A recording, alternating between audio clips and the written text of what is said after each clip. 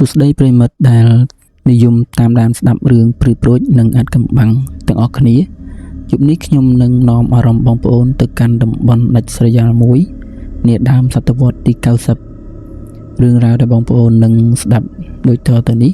គឺជាដំណើរជីវិតដ៏រន្ធត់របស់គ្រូបង្រៀនម្នាក់ដែលត្រូវទៅបំពេញភារកិច្ចនៅភូមិមួយដែលត្រូវបានគេបំផ្លាញចោលភូមិដែលមានឈ្មោះថាភូមិបាក់ស្លឹកមុននឹងចូលដល់សាច់រឿងចង់សួរបងប្អូនទាំង111នាក់ Subscriber ខ្ញុំនេះសុខសប្បាយដែរឬទេបាយគ្នា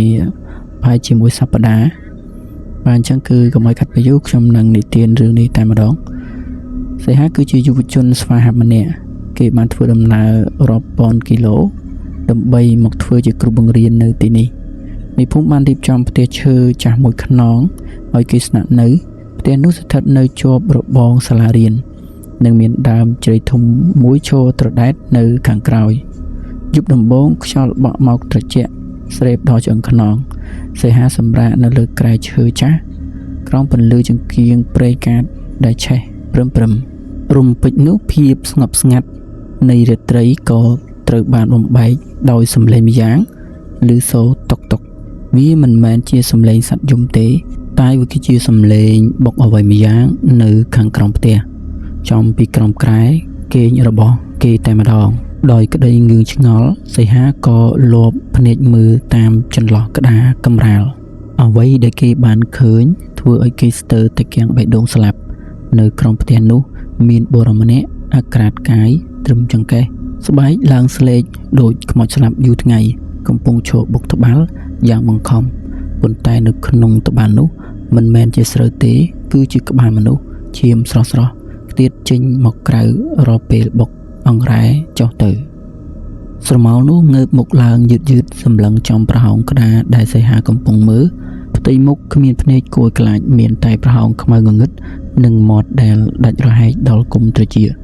វានិយាយទាំងសំឡេងស្អកថាលោកគ្រូឃ្លានឬទេចាំបន្តិចអំបុកឆ្អិនឥឡូវហើយសីហាស្ទុះក្រោកទាំងញ័រខ្លួនទៅត្រើតគេព្យាយាមរត់រកទ្វារតែទ្វារបែរជាបើកមិនចេញរំពេចនោះខ្យល់បក់គួចមួយយ៉ាងខ្លាំងបានបក់បោកចូលនៅក្នុងបន្ទប់រលត់ចង្គៀងប្រេងកាតងងឹតស្លុបនៅក្នុងភាពងងឹតនោះមានពន្លឺពណ៌ខៀវព្រិលលេចចេញនៅជ្រុងបន្ទប់គឺជាវិញ្ញាណបុរសស្លៀកពាក់ខោអាវគ្រូបង្រៀនស្អាតបាតប៉ុន្តែទឹកមុខសោកសៅជាពន់ពេកវិញ្ញាណនោះនិយាយទៅកាន់សីហាថាកុំភ័យអីលោកគ្រូខ្ញុំឈ្មោះសុកជាគ្រូបង្រៀននៅទីនេះកាលពី10ឆ្នាំមុនអ្នកដែលនៅក្រោមផ្ទះនោះវាមិនមែនជាក្បាលមនុស្សទេវាគឺជាអប្ធមុខដែលបានសម្លាប់ខ្ញុំហើយយកសាច់របស់ខ្ញុំទៅធ្វើជាគ្រឿងសក្ការៈបូជាគេគុំភ្លឹងខ្ញុំទុកឲ្យនៅទីនេះដើម្បីបម្រើពួកគេគ្រូសុកបានប្រាប់សីហាទាំងទឹកភ្នែកមានឈាមថាបើចង់រំដោះព្រលឹងកត់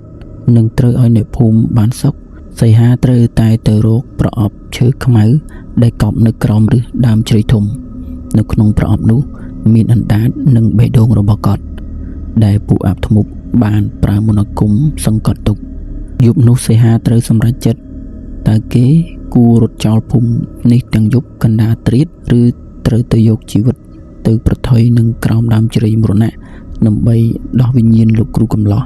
ដែលស្លាប់ទាំងអយុធធម៌រូបនេះទោះបីជាភាពភ័យខ្លាចកំពុងគ្របដណ្ដប់បេះដូងប៉ុន្តែសីហាដឹងថាបើគេមិនធ្វើអ្វីមួយទេ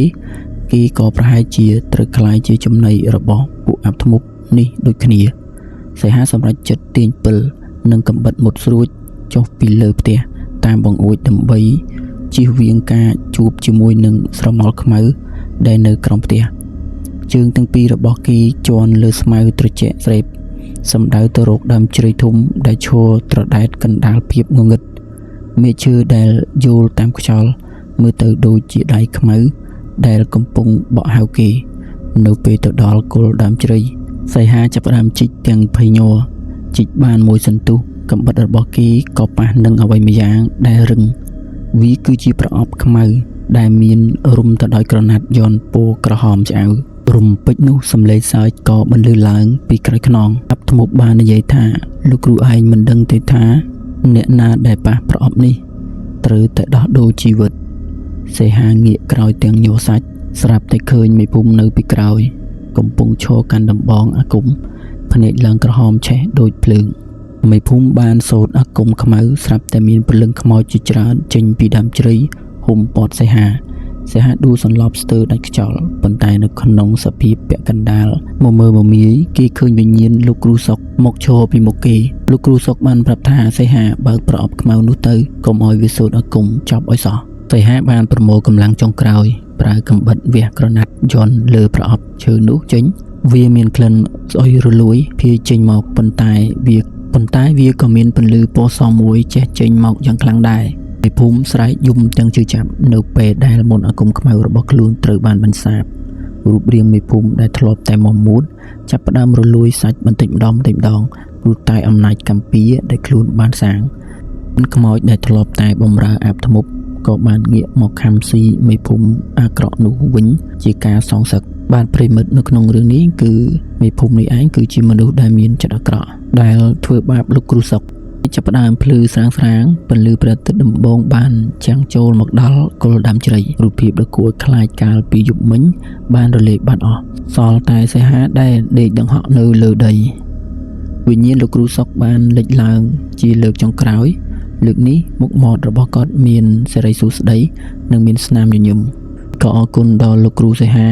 ពេលនេះខ្ញុំបានមានសេរីភាពហើយ